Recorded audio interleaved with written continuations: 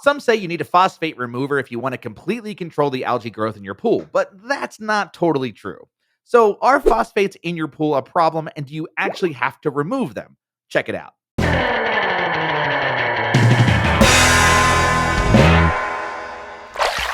First, what are phosphates?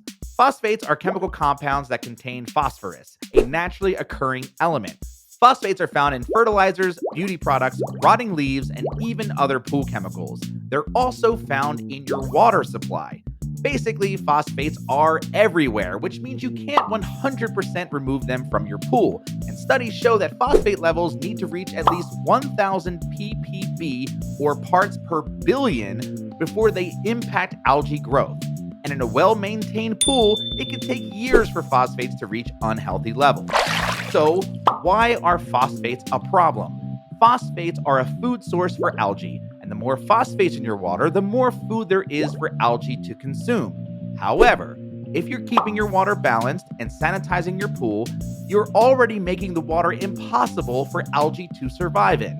And if you're using an algicide and occasionally shocking your pool, you're decreasing the chance of a pool algae problem.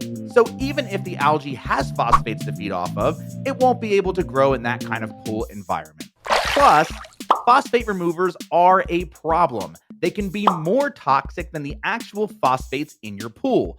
And if you do have an algae problem, you're likely to have underlying issues, and phosphate removers won't solve it.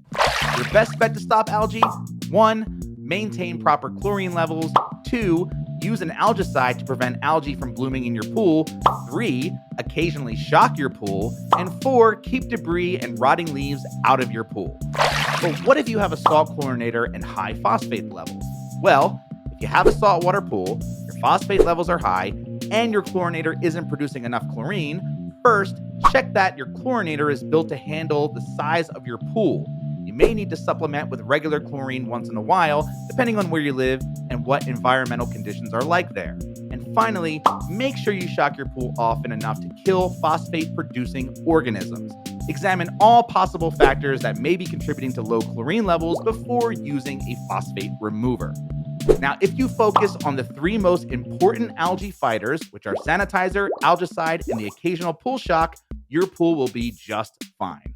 If you're looking for an easy-to-follow tutorial that'll answer all your pool questions, go check out our Pool Care Handbook and video course. You'll get over 30 in-depth video lessons and a step-by-step downloadable guide covering everything you need to know about pool maintenance. It's packed with money-saving tips so you can save money and time keeping your swimming pool clean. This is the ultimate manual for every type of pool, including in-ground, above-ground, and in-text blow-up pools.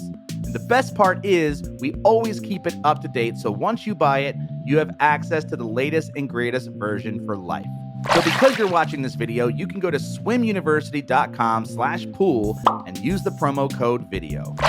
If there's a pool care topic you'd like us to cover in a future video, please leave a comment to let us know, and hit the like button below if you found this video helpful. If you want to learn more about pool maintenance and troubleshooting, subscribe to our channel for more videos like this one, and check out the Pool Care Handbook and video course at swimuniversity.com/pool. Don't forget to enter the promo code VIDEO to get 10% off. That's it. Thanks again, and happy swimming.